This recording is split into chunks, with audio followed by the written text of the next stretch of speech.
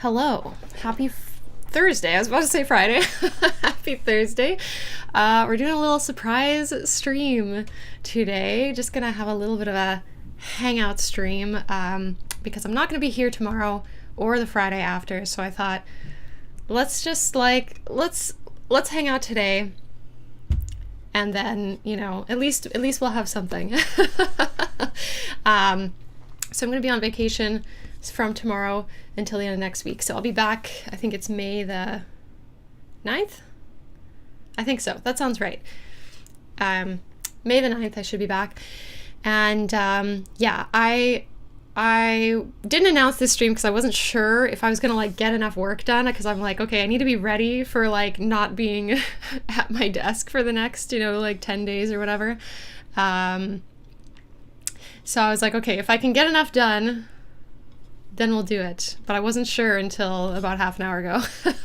So, and we're not doing harp today because earlier this week on Tuesday, I had a recording gig. A composer asked me to record some stuff for one of their projects, and that was all day. That was all day I was recording. Lots of glissandos. So I've got blisters on my fingers, and they're still healing. So no harp today. But let's see. Hello, Caladrius, Leah, David, Brandroid, Pixie, Colleen, and PJ. Good to see you. I know, it's going to be May already. Time flies, gosh. I know. You know, in January, you're like, I'm going to get so many things done. And I guess I have gotten a lot of things done, but especially, you know, because I'm working on this album. I will never shut up about this album, I guess, because it's just a forever project is what it feels like. In January, I knew it was unreasonable, but I was like, okay, I'm going to have all the tracks for the album recorded, and I'm going to have all of the mixing done too. And then within a couple of weeks, I was like, yeah, that's not realistic. I only have 2 more tracks to record, and I've edited, I think I have 7 tracks left to edit. So by edit, I mean like take the recordings and like choose the best ones and like, you know, make a final cut of everything that's like sounds really good the whole way through. Then I have to mix, so that's like adding effects and stuff like that. I think most of the solo tracks I'm hoping will not take too long to mix, because it should more or less be just a couple of plugins that I can more or less apply in the same way to each of the tracks. Some of the tracks have like multiple harp parts on them, which does become more complicated, so those might take a little longer, but I don't know. I'm still hoping that I can get this out for the fall. So I think if I just like work really hard all summer, then I can maybe get it done. But yeah, in January, I really thought I was gonna get more done. But anyways, am I going out of the country or just chilling close to home? I am going out of the country. Yeah, I am mildly nervous because we have to fly through the US, but I think it should be fine because we're just tourists. Galadriel said January always takes like 3 business years, and then the rest of the year just sneaks past you. I know.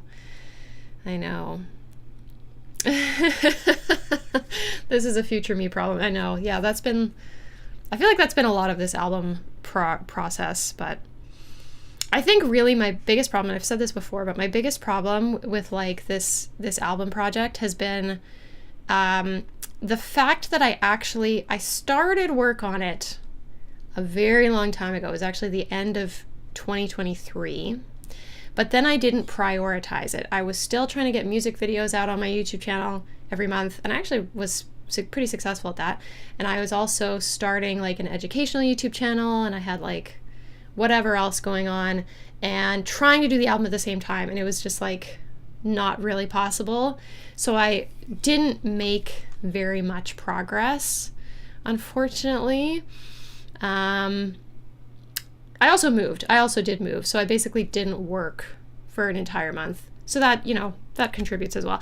But now it's like, okay, I've already been working on this for like almost a year and a half, and I'm not as close as I would like to be, but it's like the progress doesn't really match up with the time that I kind of spent, if that makes sense. And I think that's one of the reasons why it feels a little frustrating. But anyways, how are you guys doing, first of all?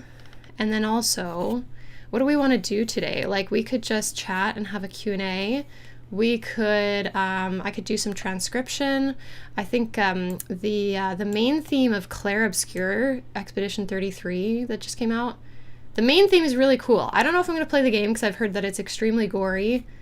I'm not sure if that's for me. It does look really cool. So we could do some transcription. I could also potentially like react to old videos or something like that, but I don't know. What do you guys feel like doing? Flycraft with $20. Thank you so much. Enjoy your vacation. Maybe this will get you a gallon of gas or 2. Well, thank you for the $20. I really appreciate that. It's very kind.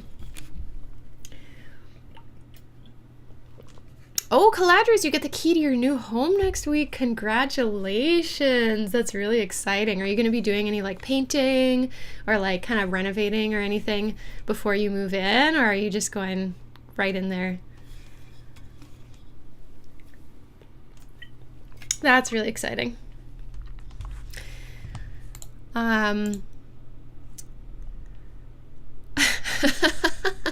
Ragnar says, it's easy, just get a mod to replace the gore with confetti. It's a pretty new game though, so might have to wait a while for that. Might have to wait a minute to be able to get a mod like that. But let's see. Okay, Claudia said the bathroom and kitchen were done 2 years ago, so I'm good there, but I'm going to do some light painting and stuff like that. Yeah, that's always nice. I feel like it's nice to paint a home when you first, like, before you properly move in, because everything's out of the way. You can just do it, and then you don't have to, like, think about it for a bit. That's what we did as well. We painted all of the bedrooms. So in our house, so 2 of the bedrooms were kind of just like an off-white that we were like, is this white? I can't tell. And you'd like squint and be like, is this pink? Is this white? I don't know. And then you'd like turn the light on and you still can't tell. And then like actually in this room, the back wall, it was clear that they had painted it this kind of like bright bluey green, and it was mostly green, but like a bluish kind of undertone of green, very bright. And they painted that, and then I guess at some point they changed their mind and painted over with some kind of white or off-white, but they didn't put on enough coats, so it was still like slightly green tinged. So we did the bedrooms, just freshened it up. Afterwards we were like, oh my gosh, yeah, this is like so much so much better, feels fresher, feels cleaner. And then the master bedroom was sort of like a sea foam blue kind of, which I don't necessarily hate that color, but a lot of it was faded just because, you know, it hadn't been painted in a long time. But the real kicker was that one wall was like this weird textured wall. It was like some kind of like paper or fiber product, almost like, I want to say almost like paper mache kind of, but like with little tiny strips of like paper or something, and like little kind of flecks of blue, like tiny bits of plastic, kind of like almost like a confetti. And it was, I mean, it looked pretty bad, but getting it off was so much work. So we had to like spray it with water and scrape it off. And I did a fair amount, but Eric did a lot with the spray bottle because it was just like so tiring, like on your hand and arm, squeezing this spray bottle over and over and over again. So we didn't really have a better way to do it. Yeah, and then after that, it still wasn't all gone, so we had to sand it all. And then we put on like a really heavy duty primer to make sure it would all kind of be smoothed out. So now it just looks like a normal wall, but that was like a real project. Yeah, Claudia said, get the painting done before I get the furniture in, and it gets infinitely harder. Exactly, yeah. Aki, good to see you. Thanks for stopping by. Good to see you.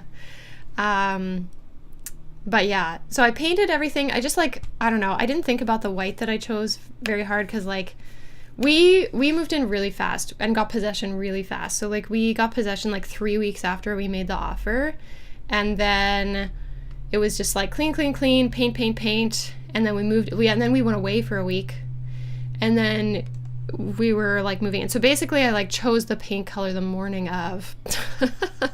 I was like, I don't know, just give me some white. It's not like true white, but it's like just slightly less intense than a true white.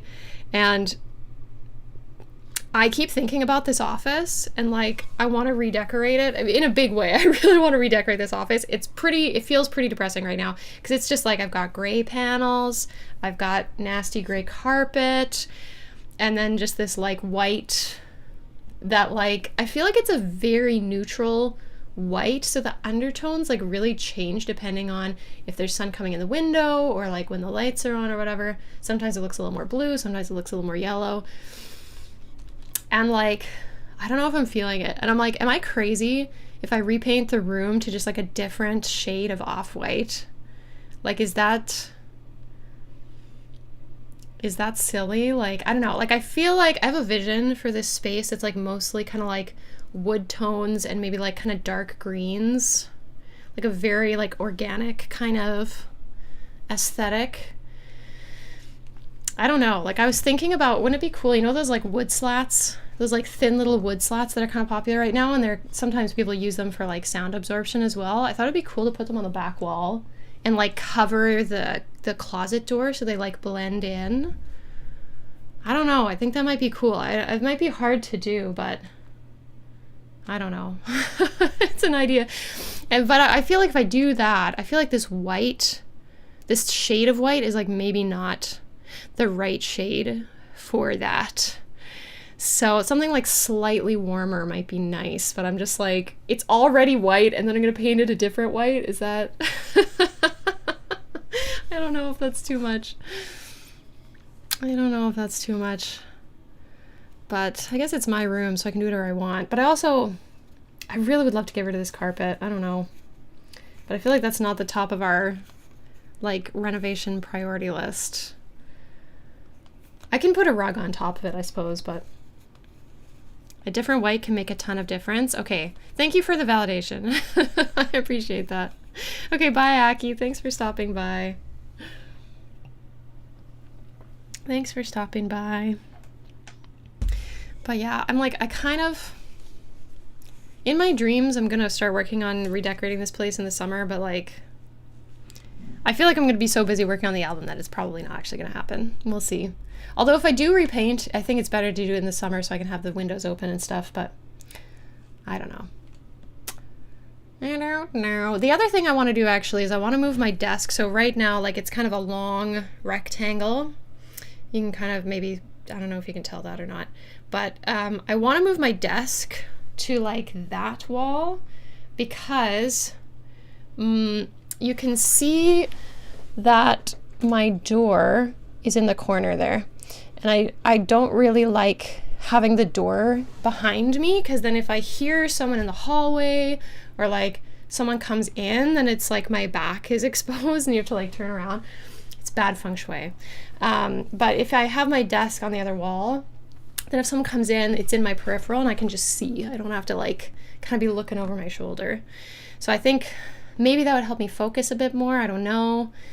I think it might be better for recording setup as well in terms of like being able to access my computer while I'm recording.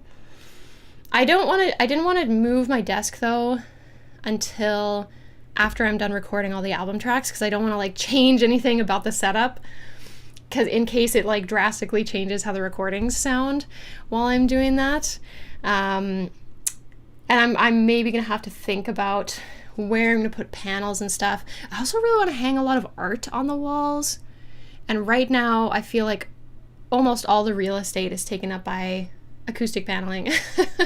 So I want to think a little more about where I want to put artwork and stuff because like right now it's just not a very inspiring space.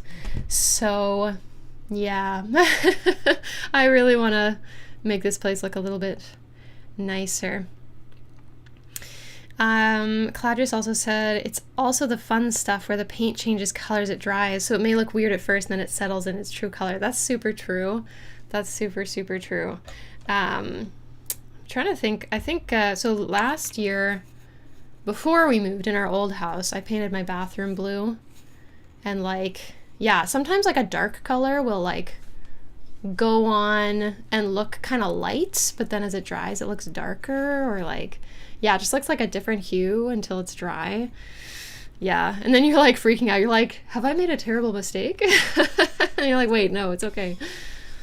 So yeah, I think too, like, you know, the overall effect of the paint can really change depending on like what furniture you have in the room as well. Like, so we just redid our bathroom in this house and I painted it like a very like off-white for the top section of wall, and then we got like wainscoting beadboard on the bottom half of the wall, and then the bottom half of the wall is just like a slightly darker kind of version of the off-white, so it's like kind of a greeny gray brownish kind of, sounds gross, and on its own I feel like it's not a nice color, but on the wall I was like, okay, I had like a reference image. I was like, I think this should be good. But then we didn't get our vanity for a really long time. And the flooring that I picked was also kind of pale. So it was just, this whole room was just pale. And I was like, for about like a month, maybe 2 months. And I was like, is this going to look terrible? I don't know. But then once we got the vanity in, the vanity is like a nice kind of like mocha dark brown color, like wood stain. And then like some more of the hardware went in. Like we have a black faucet and a black bordered mirror. And then we have some like brass elements as well and stuff like that. So like once some of the darker colored elements were in there, I was like, oh yeah, this is like nice and cohesive. But before all that stuff was in there, I was just like, oh my God, I might regret it. Brandroid said, dark colors on walls are always a mystery until you finish painting. I know. You know, it's funny, like I used to not like dark colors on walls for a long time, but I feel like in the last couple of years I've kind of come around to them.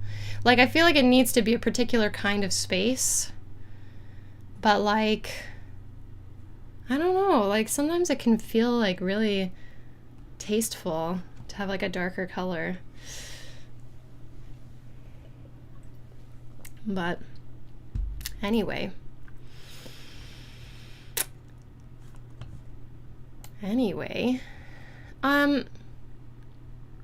Okay, let's maybe like listen to a little bit of music or something. I'm gonna put my headphones on. And okay, so the first thing, I just want to show you some songs that I think are cool, basically, right now. First thing I want to show you is the title theme, or like the main theme for this new game that just came out, Clair Obscur Expedition 33. Because I just think it's such a cool song. Okay, okay, my desktop audio is on. Okay. I want to play this song.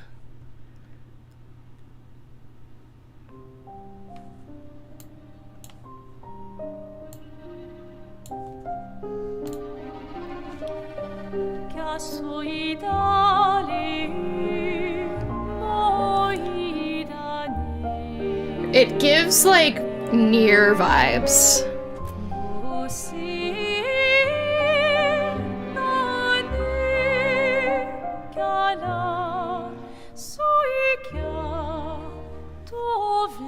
So apparently this is also like conlang, so it's like a fake language as opposed to actual words, similar to Nier.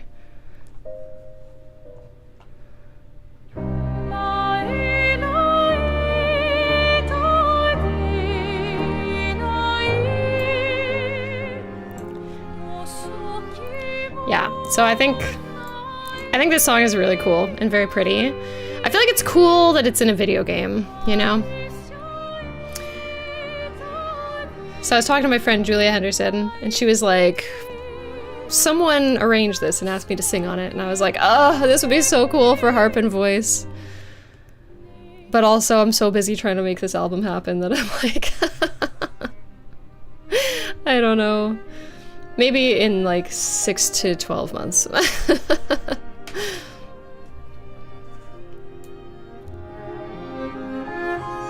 Little string section here. The song is called Alicia, if you want to look it up later.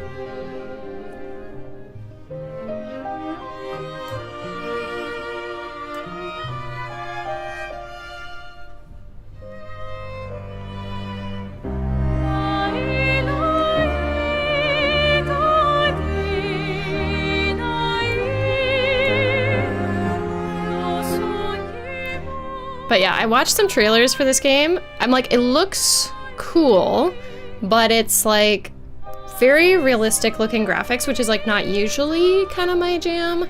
And I also heard that it's like quite gory, which is like also not usually my jam. I think I mentioned that already, but I'm like, I don't know, the story seems cool though. And obviously I'm like, oh, good music. Maybe I should play it.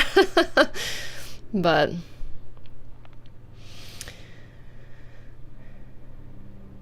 anyway, this song's really cool.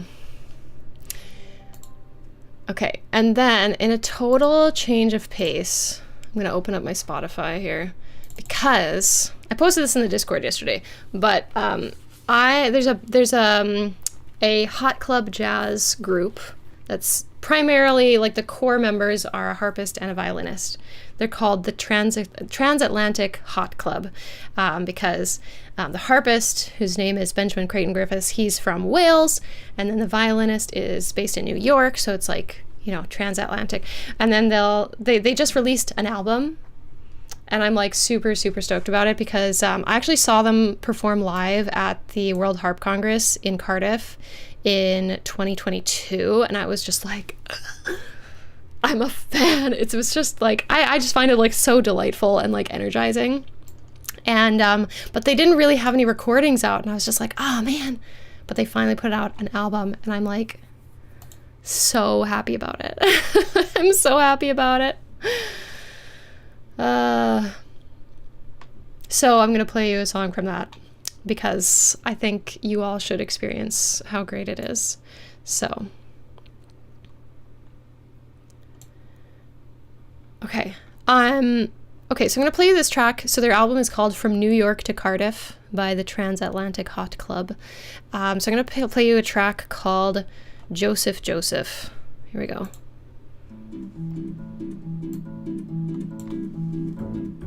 This one's a little quieter.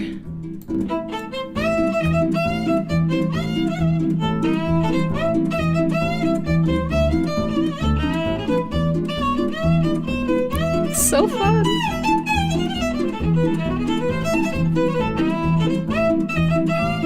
Isn't it so good? I feel like it's a dancey vibe. It's like chill, but it's also like, it's so fun. I want to get up and dance, you know? Harp solo. It blows my mind, dude. Like, it's just so good.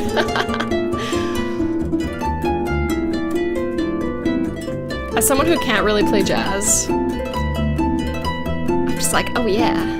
So good, so fun. Leah, exactly. That's exactly right. Oh yeah, oh yeah.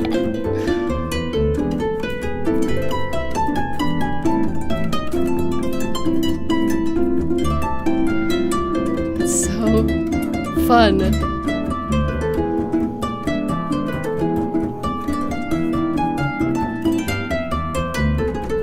Could I write the name in the comments? Yes, I will do that.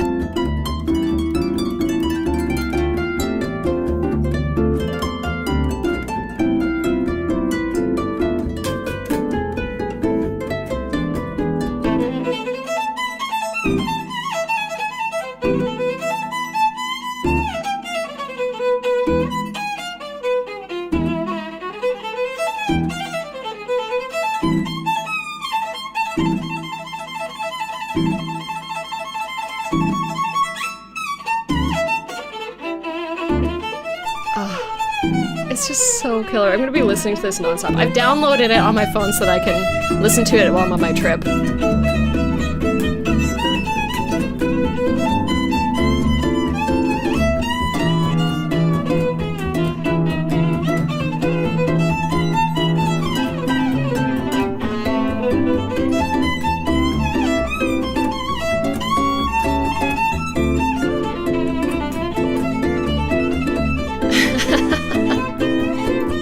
Rob said, why do I get Genshin character trailer vibes? I don't know.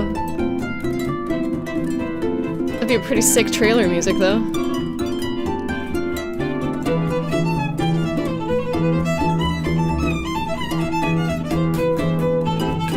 Also, though, proof that video game music is doing cool stuff musically. Just saying.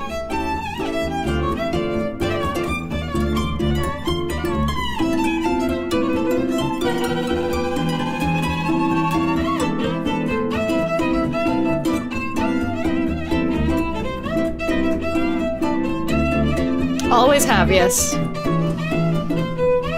It's just for the non-believers.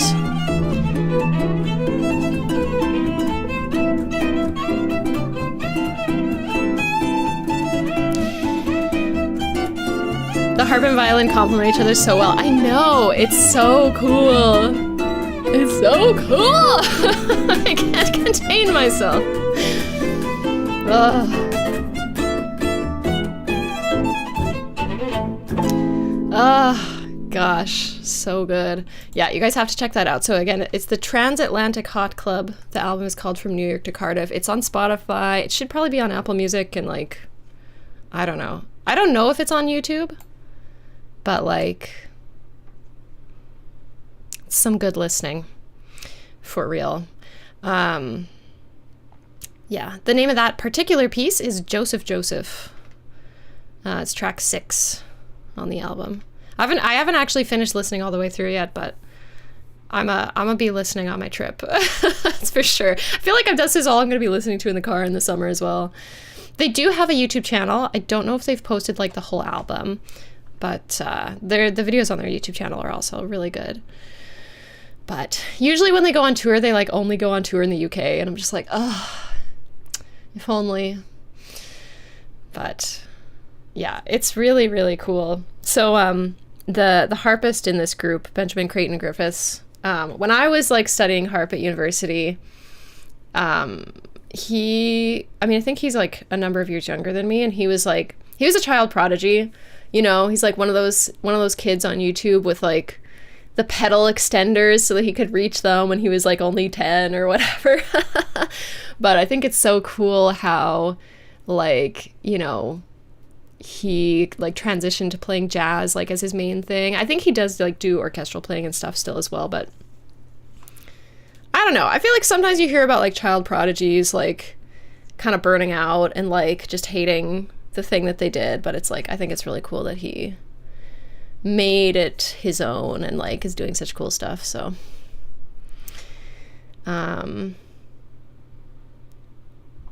but yeah, for those of you in Europe, you know, they often do go on tour in the UK, so you can check out their website or whatever. See if there's like a concert you can go to, because I really enjoyed the one that I went to, so I think it would be worth it.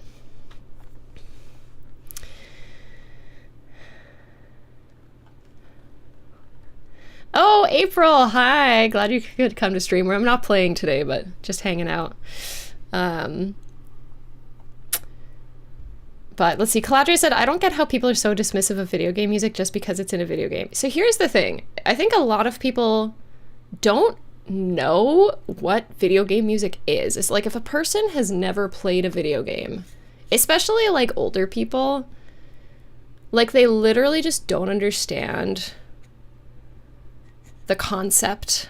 Like I played a digital concert fairly recently, and most of the audience was like older adults, and like I mean they were very appreciative of the music, and they're like, wow, I didn't know video game music could sound so relaxing and nice, like I'm gonna check some out after this. Like very like cool group of people, but there's a bunch of questions after the fact that kind of just made it clear to me that like there just was like a disconnect of like what even is the purpose of this music in a video game. Like I don't know, like maybe especially if you're not plugged into like the video game scene, you know, things have changed over the last 20-30 years. So if maybe like you first heard about video games when it was like Pong and Tetris and like the original Super Mario Bros or something like that, you just are like, okay, beeps and boops and like I don't know what's going on here, and then maybe you kind of check out, and then you're like, oh, why are you playing like Pong sound effects? Like I don't know what people are thinking, but I think like, you know, the way I try to explain it is like, you know, it's like film soundtracks for the most part. Like there are video game soundtracks that are interactive. Like I think sometimes people think that video game music is like a part of the game, like it's like somehow the way you input the controls have to like interact with the music or something like that. And like, you know, there are games like that, like, you know, Curse of the Necrodancer is like a really good example of that, or like rhythm games obviously, but like most video game music, it's basically like film soundtrack music that just like is playing while you're doing stuff. But there's like some kind of form type of things that like are going to be different because, you know, it has to loop or like whatever. But yeah, I think like people just don't really know what it is, and so they're dismissive of it, which is like too bad.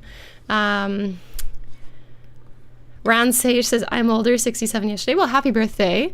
And thanks for being here. I'm always like happy to, if someone like doesn't know about video game music, I'm always really happy to like, kind of explain about it and like, expose people to it. Because, you just don't know what you don't know, right? But Ransage says, I'm a musician. I'm intrigued by video game and anime music. That's awesome.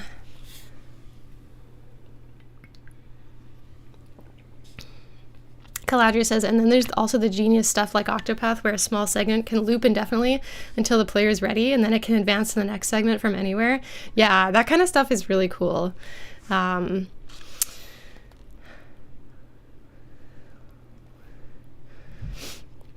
But yeah, Claudia said they're dismissing video game music and in the same breath praising movie music. It's just a different side of the same coin. Yeah, I think it's just like, it's just a lack of understanding. But I do think that like, I think it's frustrating when people are like, directly making like rude comments about the music that you like. It's like, hey man, if it's not for you, that's cool, but like, why do I gotta gatekeep music? Like, it's just music. It's meant to be enjoyed. Adrian said, I've been to a Distant Worlds Final Fantasy orchestra and there were a ton of old people. It kind of felt like they were there not as gamers, but just to appreciate the music. And I think that's great. I think that's really cool. Because I mean, we all know Final Fantasy has really great music. So, I think I think Final Fantasy in particular is like really accessible, and like music that basically anybody can enjoy. But yeah, I don't know. We're preaching to the choir here, I feel like. but yeah. We know what's up. But anyway, yeah, I just wanted to show you guys that album from the Transatlantic Hot Club because it's so good. It's not game music, but it's just delightful. It is harp music. So, still on brand.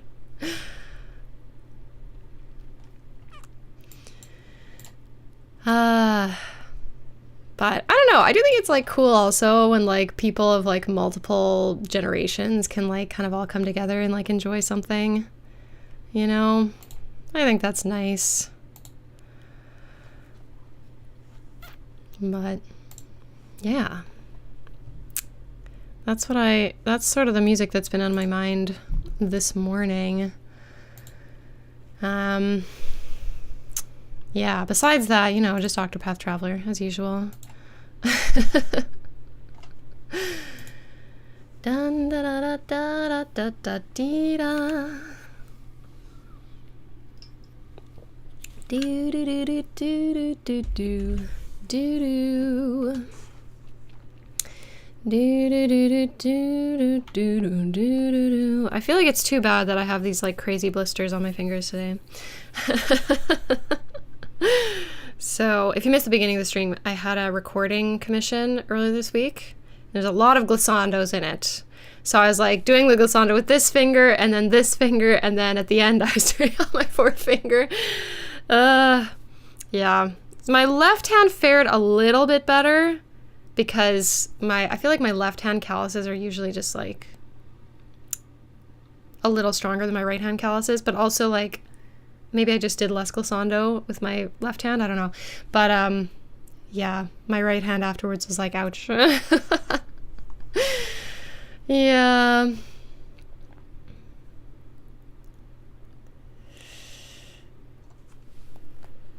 Caladrius said, I remember a couple of weeks back, someone came into your stream like, I don't know any game music. I like real music. I know, yeah. It's like, you don't have to be here. But I think the thing that sometimes frustrates me is like, if a person comes into the stream and they're like, I have one concept of what a harp should be like, and can you please conform to my idea of what the harp should be, please? Well, except they don't say please usually. And that like rubs me the wrong way. So then I'm like, well, I might have been able to do your request, but You just insulted me and my people, so now I don't want to. I don't know.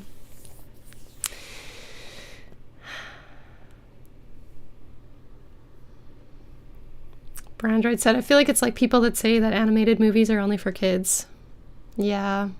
A similar vibe, for sure. For sure. I mean, I also enjoy kids' content. Like, my favorite movie is How to Train Your Dragon. One of my favorite TV shows is Miraculous Ladybug, which is a kids show, but it's just good. I really like it. I mean, I really enjoy like wholesome content. You know, I can appreciate the occasional piece of like something that's a little edgier, a little darker or whatever, but like I don't like it when it goes too far for me. Like it just, I don't know, I get disturbed. So I like stuff that's on the lighter side. But yes, then of course you do have animated material, whether it's anime or like Pixar or whatever, like maybe not Pixar, DreamWorks, I don't know. There's animated movies as well that are, you know, intended for adults, but also, you know, things that are like enjoyable by all ages. Like I'm just like, why is something that can be enjoyed by all ages like, you know, kids stuff and like not as good? I don't know. I don't think that's fair. How to Train Your Dragon is such an amazing main theme. It truly is like a really good soundtrack, and honestly I feel like I should listen to it more, because whenever I do I'm like, wow, I feel like that soundtrack does such a good job of like conveying like wonder. I think that's the reason why I love How to Train Your Dragon so much, particularly the first movie, is because there's like this really incredible sense of wonder that's expressed both like with the movie and the script and also the soundtrack, and like I love that. So if they really think animated stuff is for kids, I would recommend Elfen Lied. Oh my god. I mean, I haven't watched that one, but I know that it's pretty dark. Rob said, I remember when I heard Christina View is in Octopath, I was like, hey, I know that voice. Yeah, she's in a lot of things. And then sometimes I'll be like, oh, I can't hear it. It's just Marinette. Though, one of my favorite things is like, after playing Fire Emblem Three Houses for like almost 300 hours, I'm like, all of the voice actors, like, of the characters in that game are like very ingrained in my brain. So now when I play stuff, I'm like, is this a Fire Emblem voice actor? Which one? Can I guess? Am I right? So like when I was playing Valkyria Chronicles 4 recently, I was like, wait a minute. Kai is voiced by the voice actor that did Bernadetta, and her brother is voice acted by the voice actor that voiced Felix. I'm pretty sure those voice actors are married in real life. At least the last time I checked. Hopefully they're still married. And I love that because I'm a Felix and Bernadetta shipper, so. Anyway.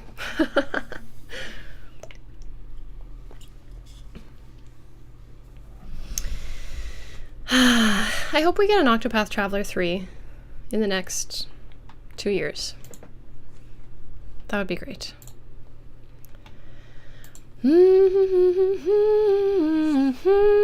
I'm a Yuri Detta gal myself, but they're great too. You know, okay, I'm truly I'm a multi-shipper. One of my favorite things about Fire Emblem Three Houses is that there's so many possible relationships, and I just think that's exciting and great. I never actually finished playing a playthrough with the what are they called? The wolves, the Ashen Wolves, yeah.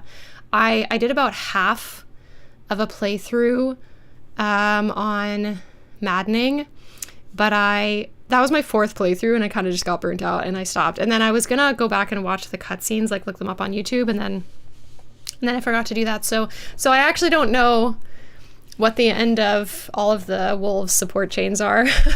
Maybe I should fix that at some point, but Annette and Ash. But Annette and Felix is so good. I know I like Felix and Bernadetta, but also Felix and Annette's so good. Oh man.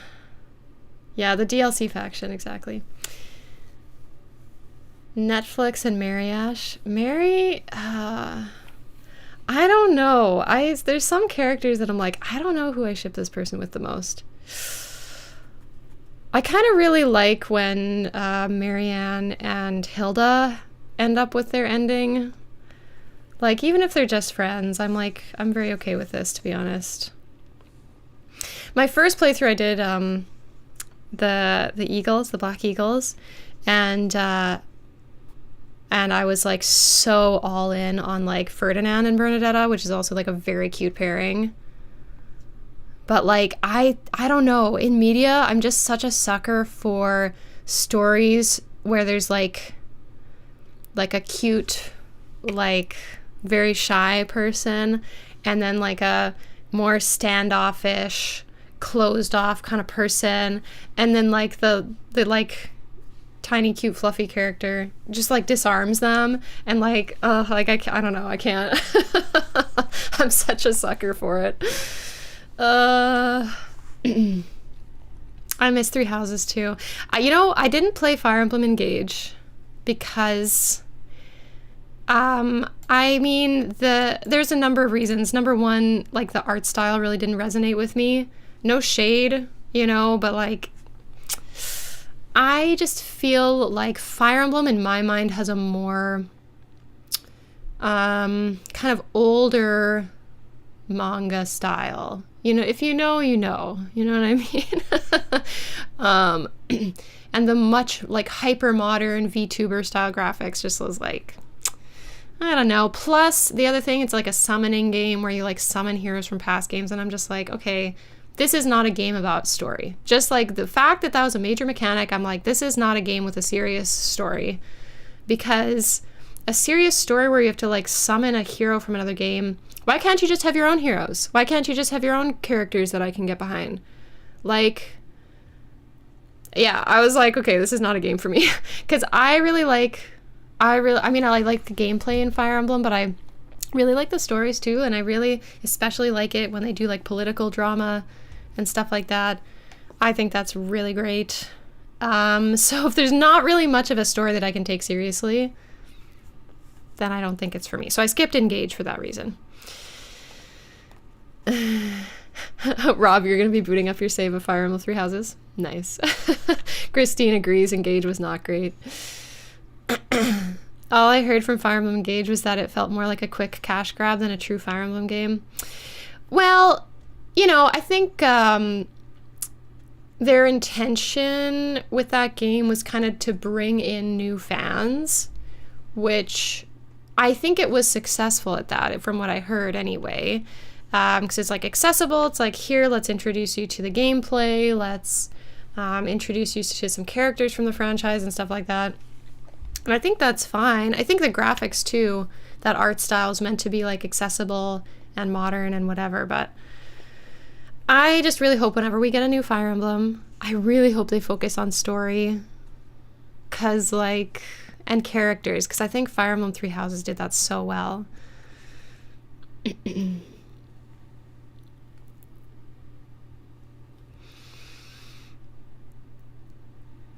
Let's see. Adrian said, I felt like I wouldn't be able to appreciate it as much because I only played Fire Emblem Three Houses, seeing that Engage is full of fan service. Yeah. I feel like Three Houses was pretty good about not going too hard on fan service. Yeah. Leah says, I'm here more for the story than the gameplay itself, but it's okay if others are more into that. That's true, actually. So Eric has a friend who played the game but skipped all the cutscenes and just played the levels, and I was like, you're insane. What? That it upset me. I was like, what? But the story is good. Yeah, definitely like oh god, blasphemy. Truly because Three Houses actually has quite a good story. Okay, I'm not the only one that's upset about that. That's good.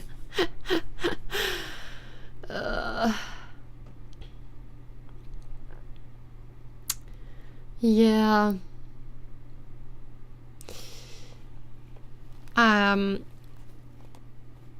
don't know though. I like I think it's exciting that Path of Radiance is coming to the Nintendo Switch Online. Although it feels kind of sucky that it's only for Switch 2. Because I'm like, you know that you don't, like, I feel like there's no way that you actually need the Switch 2 hardware to run those games. You know what I mean? It's like, they could have made it available on Switch, but, you know. But Path of Radiance, I think, is one. No, not Path of Radiance. Radiant Dawn, which is the sequel. That was my first Fire Emblem game, and that one had a really good story. So maybe I was spoiled that way. Skip cutscenes shouldn't be available until you finish the game. Well, I don't know if I would go that far, but Christine says I'm writing fan fiction for 3H because I love it so much. TBH, same. Me too. Me too. Imagine playing Xenoblade and skipping the cutscenes. That's like 60% of the game. See, now, I mean, I do agree with you. I feel like when you're playing an RPG, the cutscenes are like a large part of the game experience. At the same time, I didn't think that Xenoblade writing was that good. I'm sorry. But Rob said, what house is your house, though? I mean, oh, God. Okay, I really like both the Black Eagles and the Blue Lions. I definitely am not, like, Team Golden Deer. I'm sorry. But I feel like I have to go Black Eagles because that was my first one. And Adelgard is a baddie, so if I have to pick, I'll pick that. But I do think that, like, the character dynamics in Blue Lions are the most fun. So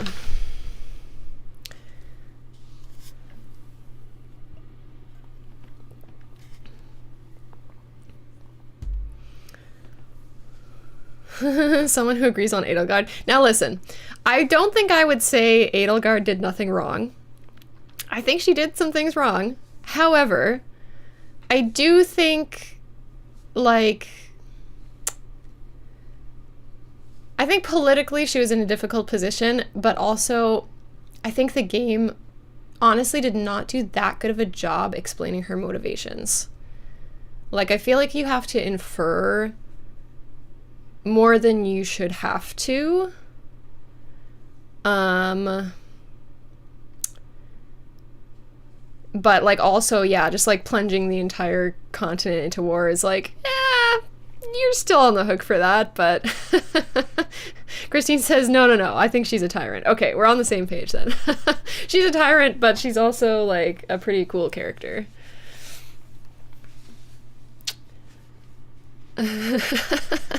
I can never hear Lady Adelgard without also hearing the meme video going, Ladelgard.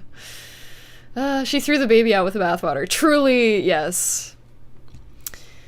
I'm still here for Adelgard's superiority regardless of that. Yeah, she's cool. She's very cool. Good villain, utter tyrant, Dimitri should be king. I think the thing that frustrated me a lot, this is a spoiler for, I think, the Blue Lions route. I think it's Blue Lions. Is like,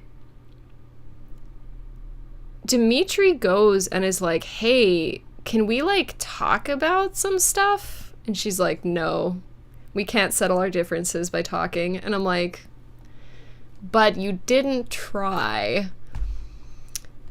So that's a problem. You know? That's really, I think, my biggest beef. But yeah, I think if I have to pick an allegiance, I will pick the Black Eagles, because that's also where Bernie is, and Bernie is my favorite. That's one of her flaws. She's short-sighted, and she can't see any other way than force. Yeah. I mean, her convictions are very strong. We'll give her that. But maybe a little too strong. She's, like, kind of got the vibe of, like, I love peace more than anything, and I don't care how many men, women, and children I have to kill to get it. Sort of vibe.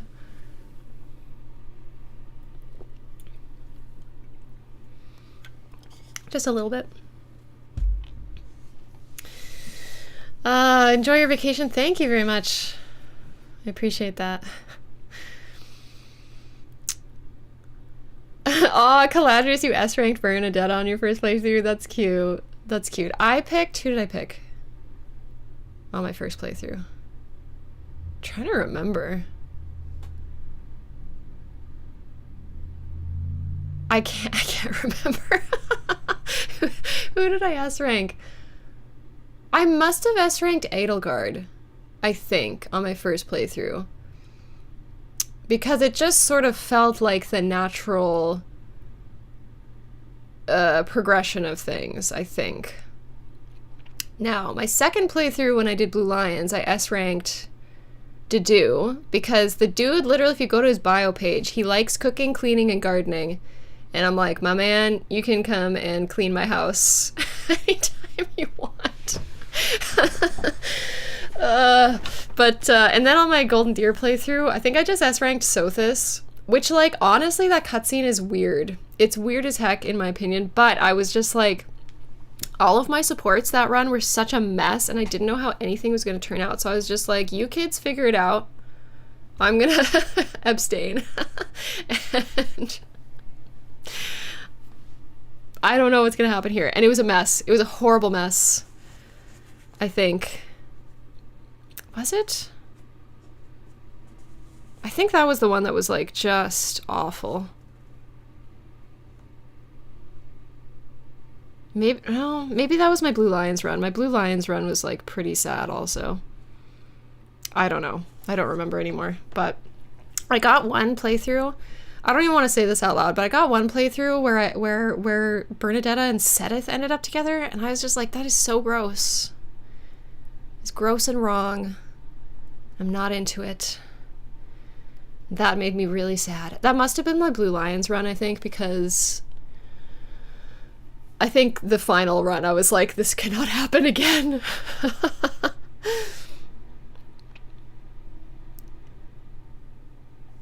Christine said I didn't S-rank anyone until my 7th playthrough. You know what? I respect that. I respect it. Rob said Ferdinand for me. Good for you. Ferdinand is a nice man. You know, he grows up well, I think. He just needs some perspective. And, yeah. My last thing I'm going to say, I should probably wrap up this stream so I can, like, have some lunch and then be ready for teaching this afternoon. But the last thing I'm going to say is that in Fire Emblem Three Hopes, that's the, like, Fire Emblem Warriors game, I think they did some really cool stuff with character development with a lot of the characters. Like, I think Ferdinand got some really excellent character development. I think Felix had some interesting character development, especially, like, with Rodrigue. A lot of characters got some really nice writing, except for our poor sweet Bernadetta, who was just played for laughs, and it made me so angry. She was so annoying in that game, because they were just like, ha ha ha, she screams and freaks out about everything, ha ha ha ha. Maybe that's just, like, because the presence, like, the calming presence of Byleth is not in her life. But, like, I just remember she had a support chain with Dimitri, which I was actually, like, really excited about. I thought that was, like, really cool. And then in the A support, it was like, haha, never mind, I'm still gonna scream and run away. La, la, la. And I'm like, why? It's so disappointing. Oh my gosh. Leah said, I'm so sad I couldn't get into Three Hopes. I had too many games back then. That's fair. I spent way too long playing that game. And honestly, it really overstayed its welcome. And also, I feel like it promised so much in terms of lore and then really underdelivered. So, like, honestly, getting to the end of that game, totally okay if you didn't finish it. Totally okay if you didn't finish it. But, I don't know. I enjoyed it a lot at the beginning, but doing 3 playthroughs of that one was, like, that was too much. But anyways, yeah, okay, so we'll wrap up the stream. Thanks for hanging out with me today. I had a fun time chatting and listening to some music. Make sure you listen to that album, the Transatlantic Hot Club. From New York to Cardiff. So good. So tomorrow and next week, Friday, I'm not going to be streaming, but you can listen to that album. You know what I'm saying? If you need some music to listen to. I'll be back May the 9th. Until then, I hope you have a great couple of weeks. I will do my best to enjoy my vacation. Thank you very much, everybody. And yeah, that's it for today. Have a good one. Make sure to drink some water. Take care of yourselves. And we'll see you in a couple of weeks. Bye!